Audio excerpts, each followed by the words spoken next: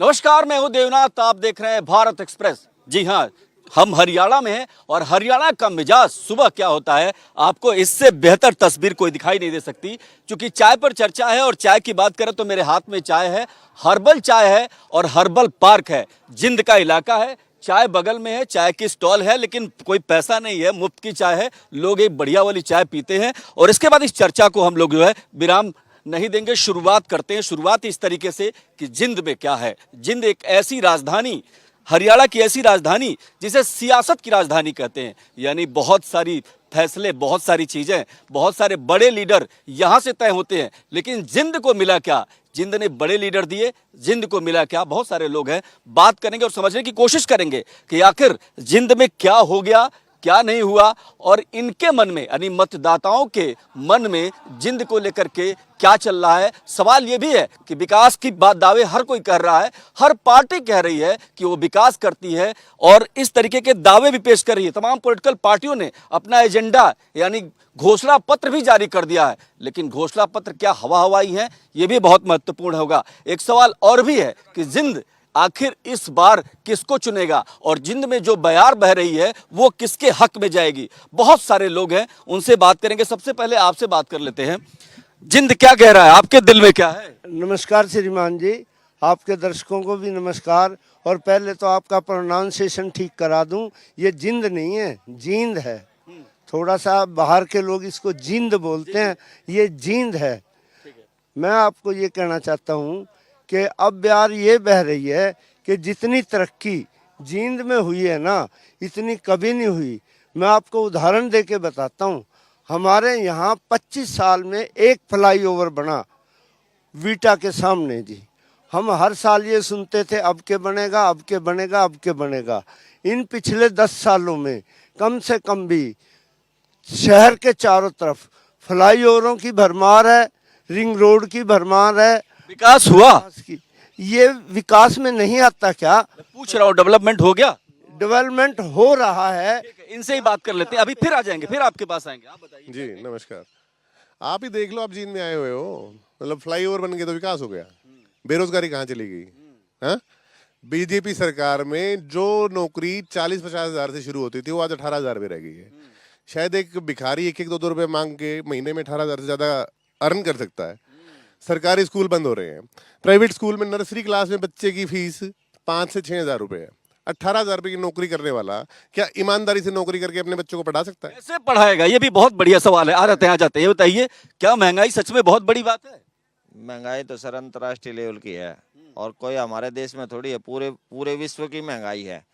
ये उससे गोल्ड से चलता है। और जितना विकास बीजेपी की सरकार ने किया, कभी भी हरियाणा में इतनी सर्विस फ्री नहीं लगती थी। वो तो कह रहे हैं महंगाई बहुत ज्यादा है। महंगाई इतनी, आज तक इतने रोजगार जो बीजेपी की सरकार ने कोई भी बगैर रिश्वत का दिया है। आज से पहले हरियाणा का रिकॉर्ड है, कभी पहले के। अभी फिर आ जाते हैं, कुछ और लोगों से बात करने की कोशिश करते हैं। आप बताइए, ये कह रहे हैं महंगाई नहीं है, एक कह रहे हैं महंगाई है, आप क्या कहेंगे? विचार है अपने अपने जी। आपका क्या विचार है? ये तो मेरा विचार ये है कि नेहरू परिवार का भाग्य इतना जबरदस्त है, जिसके लाठी भी मारे वो भी कहता है कमर का दर्द जाता रहे, एक और मारो। ये देखिए, ये पहले भी थी, महंगाई आज भी है, बेरोजगारी पहले इससे ज्यादा थी, अब कम है। दावा तो ये हो रहा है कि बिना पर्ची और खर्ची के वो हो रहा है अपॉइंटमेंट सब लोगों का, जो भी। हाँ, थोड़ी सी और ज्यादा ये नौकरी दे सकते थे, लेकिन एक गलती जो है ना बीजेपी कर रही है संगठन लेवल पे, वो इधर उधर से कैंडिडेट ले रही है और अपना कुछ नहीं कर रही। ठीक है, सब राम राज्य है क्या? ऐसे करते हैं, मान लें कि सब बढ़िया हो रहा है, सब ठीक ठाक ना? ठीक नहीं हो रहा, महंगाई बढ़ रही है, शिक्षा बड़ी महंगी हो रही है। आज MBBS 1 करोड़ रुपये और MD 2 करोड़ फेर। और सभी इनकी जो पीछे दोनों पार्टी रही, चाहे वो बीजेपी रही हो चाहे कांग्रेस रही हो, उन्हीं ने अपना इसे राजस्व का पैसा इकट्ठा करके मेडिकल कॉलेज बना लिए या बड़ी बड़ी यूनिवर्सिटियाँ बना ली। आज आप जिंदल में ला करिए 60-70 लाख रुपये फीस है। तो सरकारी स्कूल बंद होने जा रहे हैं और प्राइवेट स्कूल इन्हीं के हैं। कहने लगे तो कैप्टन अभिमन्यु के भी पहले पर्सनल नहीं लें, तो इन बीजेपी नेताओं के इतने इतने स्कूल हैं तो वो बहुत ज़्यादा हैं। तो ये कुछ लोग हैं, मुट्ठी भर लोग हैं, ये इस देश पर राज कर रहे हैं। सारा राजस्व आज सड़कों की बात करें, बिजली की बात करें, पानी की बात है। युवा चेहरा हमारे साथ, ये बताइए आपको क्या दिखाई देता है? तस्वीर कितनी धुंधली है, तस्वीर कितनी साफ है? तस्वीर बहुत धुंधली है सर। जींद के बाहरों आप देखोगे तो बहुत विकास लगेगा आपको, भाई क्या विकास कर दिया। लेकिन अगर आप तो शहर के अंदर आते हो ना, आपको एक सड़क भी ऐसी नहीं मिलेगी जिस पे आप बिना ब्रेक लगाए चल सकते हैं। मैं रोहतक रोड से आता हूँ, उस सड़क को कम से कम 10 बार पाट चुके हैं ये लोग। कभी पाइपलाइन नहीं दबाई, कभी सीमेंट नहीं लगाई। आज भी अगर आप जाके देखेंगे तो उसकी हालत इतनी बेकार है कि वहां पर इतना इतना पानी भरा हुआ है। अब बताइए, इनका जवाब दीजिए। आप तो कह रहे हैं फ्लाईओवर बना दिया, ये तो कह रहे हैं गड्ढे हैं सड़कों में, फिर क्या? मैं युवा हूँ, मैं शाम को एकलव्य स्टेडियम में जाता हूँ। कुदरती मैं जींद के अंदर कमेटी है, कमेटी के अंदर काम गया हुआ था, तो कमेटी पे मैंने देखा कि डिस्प्ले लगी हुई है कि जींद के अंदर एकलव्य स्टेडियम में इतनी करोड़ की लागत से ट्रैक बिछाया गया। मैं आपको लेके चल सकता हूँ, वहाँ पर वो ट्रैक है ही नहीं। चलिए ठीक है, जवाब दीजिए। मैं आपको हर बात का जवाब दे सकता हूँ। जींद के अंदर जो इतना विकास हुआ है, चारों तरफ आप भी सड़कों पर से चल के आए होंगे, हर सड़क चौड़ी कर दी गई है। ये कह रहे हैं गड्ढा है सड़कों में। ये गड्ढा हमारे दिमाग में है, वो दिमाग में ये कह रहे हैं, ये भी बात। चलिए ठीक है, दिमाग से बाहर निकलते हैं, आप बताइए, आप ही बताइए कि गड्ढों से बाहर ये निकलेगा कि नहीं निकलेगा? जींद में एक दो ही सड़क ऐसी है जो आपस की खींचातानी के कारण कभी तोड़नी पड़ती है, कभी बनानी पड़ती है, मानते हैं। और नहीं है कोई मामला सीसीटीवी की नहीं, वो सीसी की वहाँ सड़क बनने लग रही है 1.5 फुट ऊंची। अभी जाके आप देख लो, वो सड़क बनने लग गई। हाँ, बनी थी, तोड़ दी, मानते हैं, पर ये नहीं है कि एक सड़क के ऊपर पूरे। वो कह रहे हैं कि गड्ढा है सड़कों में। नहीं है, कहीं भी नहीं है। आप जाके देखो पूरे जींद में कहाँ है गड्ढा। आप क्या कह रहे हैं? हाँ, मैं ये कह रहा हूँ एक सेकंड रुकिए, इधर आइए। कि पिछली सरकार में रोहतक रोड तक कोई रोड ही नहीं थी। यहाँ आपको इसमें जाना पड़ता था गोहाना से होकर के, फिर वापस गोहाना शहर में से निकल के और दूसरी मेन रोड से जाना पड़ता था। इतना बुरा हाल था। सुनिए मेरी बात, उसने हुड्डा के टाइम में उसने रोहतक रोड बनने ही नहीं दी। अब वो इतनी जबरदस्त सड़क बन गई है जिसका कोई ठिकाना ही नहीं। एक आध गड्ढा ये जो कह रहे हैं, इनको हो सकता आगे आया हो, लेकिन उस सड़क का कहाँ मुकाबला। वो कह रहे हैं उनके दिमाग में गड्ढा है। वो तो चलो अपनी अपने समझ की बात है। जो प्रेजुडिस है ना, जो प्रीऑक्युपाइड है, पहले ही भरा पड़ा है किसी बात से, उसका मैं नहीं कहता। नहीं कर सकते। लेकिन सवाल ये भी है कि सबसे बड़ा मुद्दा क्या है? अगर सड़कों से बाहर निकले, शहर से बाहर निकले, तो इस बार अगर मैं आपसे पूछूं कौन बनेगा मुख्यमंत्री? मुख्यमंत्री नायब सैनी बनेगा। अच्छा, हाँ जी। सरकार भाजपा। बताइए क्या कर रहे हैं? मैं शर्मा जी को कह रहा था, मैं एक बार माइक पर तो नहीं कहता शर्मा जी बनेंगे, बन तो से कोई जाओ, उसमें तो कोई बात नहीं। एक बार तो कह दो बोले हमारा बनेगा नहीं बनेगा, जो बात है? सिर्फ वही बात बोला सैनी साहब बनेंगे, ये कोई बात थोड़ी होती है। जातिवाद का हिसाब किताब थोड़ी चल रहा है कि मतलब मेजोरिटी है तो दूसरी मेजोरिटी दूसरी साइड जाएगी, इसका मतलब ये थोड़ी है जो बात है। मन तो यही कह रहा, मैं जाट हूँ, मैं तो नहीं सोचूंगा जाट मुख्यमंत्री बने। हाँ बताइए क्या करें? अरे भाई, मैं तो ब्राह्मण हूँ। सैनी अच्छा आदमी है, निष्पक्ष सैनी अच्छा आदमी है, काम हुआ है। 10 साल शासन में रहे हो आप, काम क्या हुआ? देखो, चौधरी भूपेंद्र सिंह हुड्डा जब मुख्यमंत्री थे 10 साल, लखन मदर थे और कूदे भी नहीं, वो कभी इधर आए भी नहीं। अब यहाँ ने भाजपा ने 10 साल के अंदर 9 हाईवे से जोड़ दिया। चंडीगढ़ हम 2 घंटे में पहुंच जाते हैं, 2.25 घंटे में। हम कैथल पहुंचते थे 2 घंटे में। हाँ, नाम पूछ रहे। अच्छा इधर आइए, क्या कह रहे हैं आप? सवाल करें। इनसे ये नाम तो पूछ लीजिए 9 हाईवे के, इनसे एक बार नाम पूछिए, फिर मैं बताऊंगा कितने हाईवे। ठीक है ठीक है। एक मिनट जब अरे सुनिए, हाँ अरे भाई बोलिए ना। उड्डा सरकार पहले 10 साल राज कर गई, उसके बाद अरे ठीक है, बोलिए 1 मिनट बहस को ठीक से आप बोलिए ना भाई, उनको छोड़िए। उड्डा सरकार पहले 10 साल राज कर गई।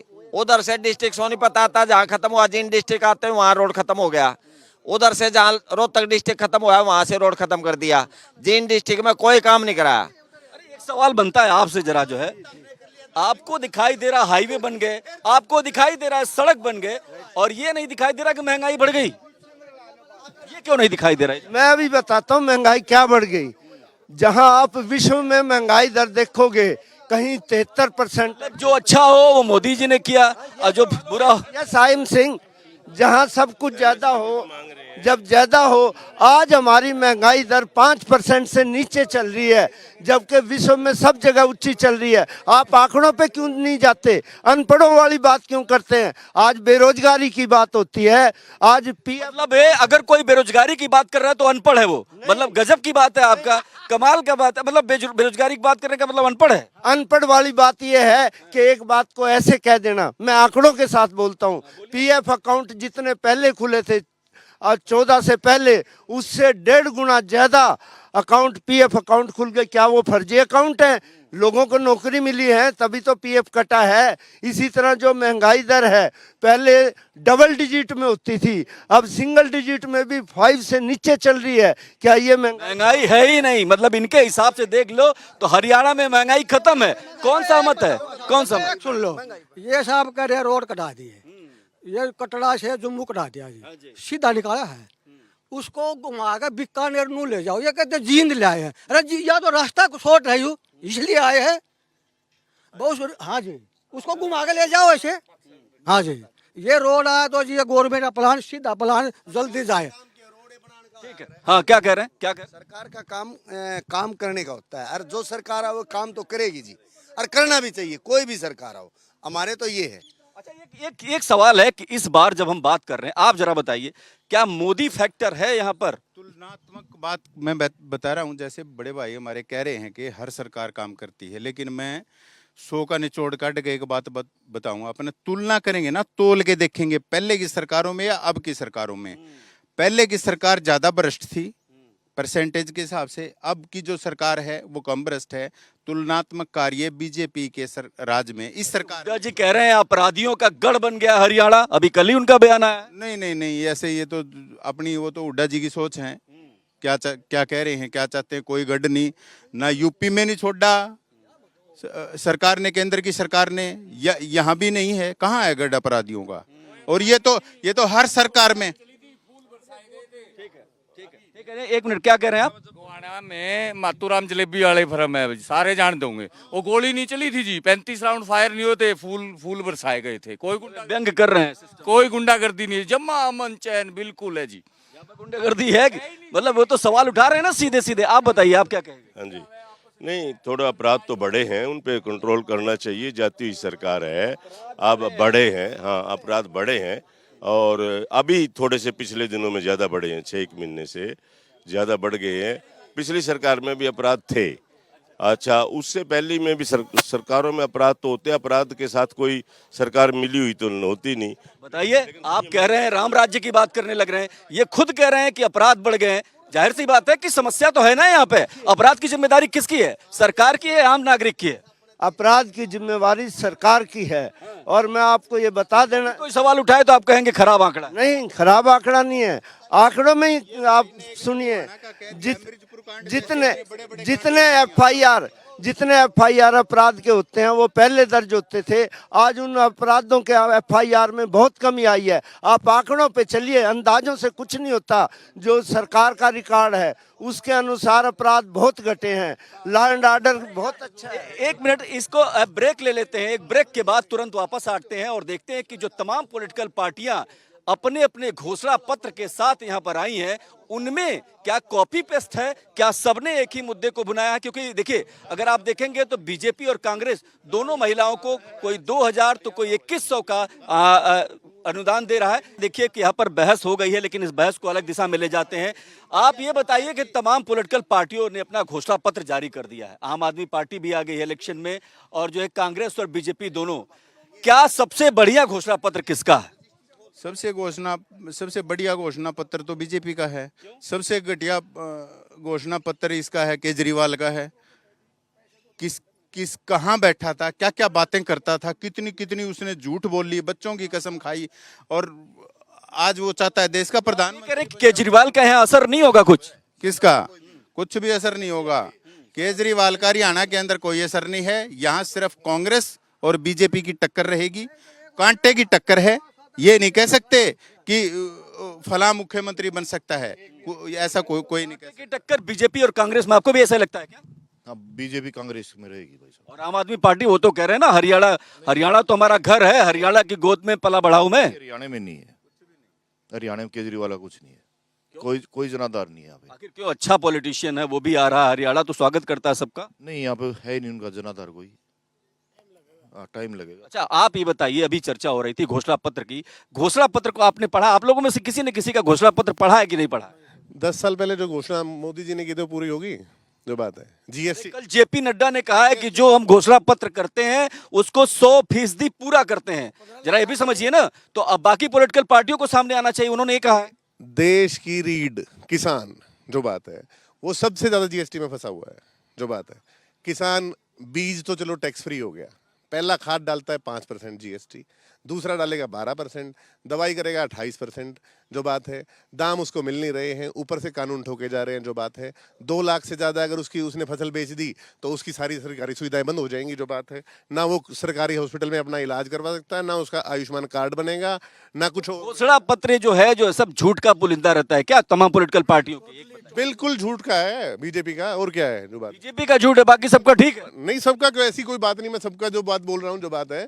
लेकिन घोषणा पत्र जो बीजेपी का है, मतलब जिसमें ये बोल रहे हैं कि ये है वो है, पहले पिछली रिपोर्ट दे, क्या किया 10 साल में, क्या किया? अभी कल ही जेपी नड्डा ने बताया। आप बताइए, झूठ का पुलिंदा है क्या ये घोषणा पत्र? नहीं, बिल्कुल झूठ का पुलिंदा नहीं है। बीजेपी जो है 100 दिन की समीक्षा अपनी करती है, अपनी सरकारों की, और वो एक एक एजेंडे को लेके चलती है और 5 साल तक अपना वो पूरा एजेंडा करके अगली योजना में नया एजेंडा लेके आती है। टैक्स इतना लग रहा है, कह रहे हैं टैक्स का मकर जाल बढ़ गया है, बहुत ज्यादा लोगों को, बिजनेसमैन फंस गया है एक तरीके से। लेकिन आप लोग क्यों नहीं मानते कि टैक्स के चलते आपने जीएसटी जो है एजुकेशन पे लगा दिया, शिक्षा पे लगा दिया? ये तो बहुत बड़ी समस्या है ना, बच्चों को पढ़ने तो देना चाहिए। बिल्कुल ठीक बात है। जीएसटी शिक्षा पे नहीं है, ये जो ऑनलाइन चला रहे हैं उनके ऊपर है। वे भी अपना पूरा पैसा कमा रहे हैं, अगर वो कमाई कर रहे हैं तो जीएसटी देने का उनका फर्ज बनता है, क्योंकि सरकार कोई तो टैक्स लेगी। जब सरकार ने 50 तरह के टैक्स खत्म करके एक जीएसटी ले लिया और उसमें भी स्लैबें अलग अलग कर, एक सवाल जरूर बनता है यहाँ पर कि क्या इस इलेक्शन में, क्योंकि जब भी विधानसभा के इलेक्शन होते हैं उसमें मोदी एक बड़ा फैक्टर के रूप में देखे जाते हैं, क्या मोदी की चर्चा यहाँ पर हो रही है, नहीं है? उनका कितना वजूद है यहाँ के इलेक्शन में? इस बार जब विधानसभा चुनाव हो रहा है तो मोदी के लिए क्या कहेंगे आप? मोदी के लिए मैं एक शेर पढ़ना चाहता हूँ। जानता हूँ आसमानी बिजलियों की धाक है, जानता हूँ आसमानी बिजलियों की धाक है, मानता हूँ उससे बढ़कर इस जमी की खाक है। बिजलियों ने क्या किया? पीछे वाली सरकारों को कह रहा हूँ मैं, ये बिजलियों ने क्या किया? फूंक डाली बस्तियां, खाक से निकली हैं लेकिन मोदी जैसी हस्तियां, मोदी जैसा प्रधानमंत्री इस देश को मिल नहीं सकता। और क्या कहते हैं, ये डॉलर कम हो गया, ये कम हो गया। अरे हमारा तो सोने की चिड़िया था हमारा देश। तो हमारे यहाँ तो चांदी का सिक्का, पहले तो सोने की गिन्नियां चलती थी, फिर चांदी का सिक्का चलता था। इस देश के जयचंदों ने, इस देश के गद्दारों ने, जो देश के अंदर गद्दार बैठे हैं, उन्होंने हमारे देश का विनाश कर दिया है। और ऐसा प्रधानमंत्री नहीं आएगा। कब तक कांग्रेस को कोसेंगे भाई? कब तक कांग्रेस को कोसेंगे? कुछ कह रहे हैं। जब देश आजाद हुआ, या इस देश में एक सुई भी नहीं बनती थी, सुई भी। सबसे पहले औद्योगिक क्रांति आई इस देश में, उसके बाद इसमें हरित क्रांति आई कृषि के क्षेत्र में, उसके बाद श्वेत क्रांति आई। ये सारी की सारी देन किसकी है? कांग्रेस की देन है। जिस देश में, जहां हम देख रहे हैं आज, पहले गांव में सब्जी बेचने टोकरी सर पे धर के जाते थे या साइकिल पे जाते थे। आप किसी भी गांव में जाके देखो, बाइक के बगैर या गाड़ी के बगैर कोई चीज बेचने वाला आपको नहीं मिलेगा, ना सिर पे टोकरी रख के बेचने वाला। ना तो इन 10 सालों में, अगर 10 सालों की बात करें, हरियाणा की बात करें, क्या यहाँ पर मोदी का असर है? क्या नहीं है, कोई असर नहीं है मोदी का। असर है ये बता दीजिए। राहुल गांधी का असर है? कांग्रेस का असर है ना, राहुल गांधी का भी नहीं है। राहुल गांधी का भी नहीं है? राहुल गांधी का भी नहीं है, कांग्रेस का है। यहाँ सिर्फ अब की बार कांग्रेस आएगी। तो मतलब ये राहुल गांधी वाली कांग्रेस नहीं है क्या? ये क्या कह रहे हैं आप? सिर्फ कांग्रेस है, कांग्रेस यहाँ कांग्रेस है, अब बीजेपी नहीं है। अरे वो शैलजा भी नाराज है, वहां पर वो प्रचार नहीं कर रही, बाहर नहीं निकल रही। करो, लेकिन कांग्रेस आएगी अब की बार, 100% आएगी। ये बताइए, ये तो कह रहे हैं कांग्रेस आएगी। और ऐसा है, ये अपनी तरफ से सही कह रहे हैं कि कांग्रेस आएगी। और इसमें थोड़ा सा क्लैरिफाई कर दूं, कांग्रेस से मतलब हुड्डा कांग्रेस है, ना कि हुड्डा कांग्रेस है। ये भी देखिए बहुत महत्वपूर्ण है। आप जरा ये बताइए कि क्या सच में जो जमीनी हकीकत है उसको बीजेपी भाप नहीं पा रही है? नहीं भाप रही जी, क्योंकि यहाँ जो जींद जिला है नहीं, यहाँ एक जाति विशेष का गढ़ है, यानी कि जाटों का गढ़ है, जबकि 5 विधानसभा एक भी टिकट जाट को नहीं दी। तो कैसे जाट पसंद करेंगे इस बीजेपी को?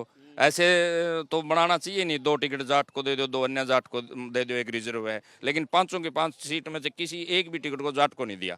और दूसरे इस टाइप के नेता चाहिए, जैसे बलराज कुंडू है, उस विधानसभा क्षेत्र की जितनी भी गौशाला 28 गौशाला में कोई भी गाय भूखी नहीं रहने देता। किसी भी बेटी को स्कूल और कॉलेज जाने के लिए हर उसकी व्यवस्था करके हर गांव से उस देड़ी से ले जाकर घर की देड़ी से बिठा के कॉलेज की देड़ी तक ले जाता है। यहाँ भी इस तरह का कैंडिडेट चाहिए था। जैसे एक बलजीत रेड्डू है, वो पीने की पानी की व्यवस्था कर रखी है, बसों की कर रखी है। मैं कहता हूँ कि जो लोग पैसा कमाओ वो समाज पे लगाना चाहिए, समाज की भलाई पे लगाना चाहिए। हम उस टाइप की सोच के आदमी को पसंद करते हैं। ठीक है सर। तो देखिए, ये भी बहुत महत्वपूर्ण है कि जब आप जमीनी हकीकत नहीं समझ पाते हैं तो इस तरीके की समस्या होती है। क्या अब एक नई बहस ये कह रहे हैं कि जो कांग्रेस है वो कांग्रेस राहुल गांधी की नहीं है, वो हुड्डा की कांग्रेस है, ये भी कह रहे हैं, वो भी कह रहे हैं। आपको क्या लगता है कि कांग्रेस अगर आती है तो राहुल गांधी का उसमें कोई योगदान नहीं है? तो फिर ये सीधा हुड्डा का नाम ना लेके सीधा ये बोले कि हम तो जाति के हिसाब से वोट देते हैं।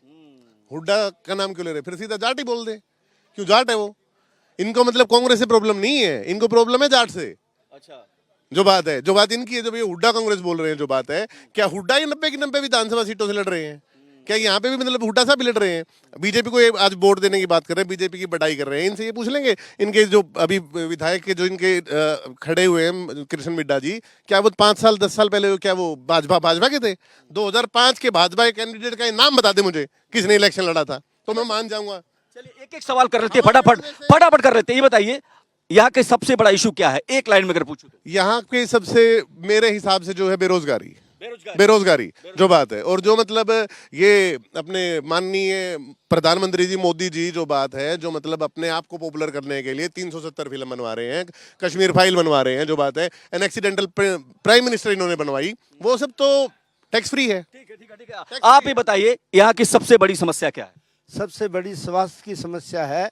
वैसे तो यहाँ पे मेडिकल कॉलेज बन, समस्या बताइए, बस समस्या बताइए। स्वास्थ्य की समस्या सबसे बड़ी है। जींद के काम होना चाहिए, इस पे और ज्यादा काम होना चाहिए। हालांकि मेडिकल कॉलेज बन रहा है। ठीक है। आप बताइए, यहाँ की सबसे बड़ी समस्या क्या है? सबसे बड़ी समस्या तो बेरोजगारी ही है। बेरोजगारी मतलब रोजगार तो ऑलरेडी सिविल हॉस्पिटल है, मेडिकल कॉलेज बनने जा रहे हैं। आप बता दीजिए एक लाइन में। सबसे बड़ी समस्या तो यहाँ जातिवाद फैलाया जा रहा है। हरियाणा के अंदर बड़ा चैन से रह। तो देखिए, एक लाइन में अगर समेटना हो तो कुछ समस्याएं हैं जो बहुत जमीनी हैं, और राजनेता जब इस समस्या को नहीं समझते हैं, राजनेता जब उस नब्ज को नहीं पढ़ पाते हैं, तो वो पब्लिक से दूर हो जाते हैं। जाहिर सी बात है कि चाय के इस चर्चा के दौर में तमाम सारी समस्याएं हैं, तमाम सारी दिक्कतें हैं, लेकिन हरियाणा का चुनाव किस तरफ जाएगा ये आने वाला समय तय कर देगा। नमस्कार, आप देखते रहिए भारत एक्सप्रेस।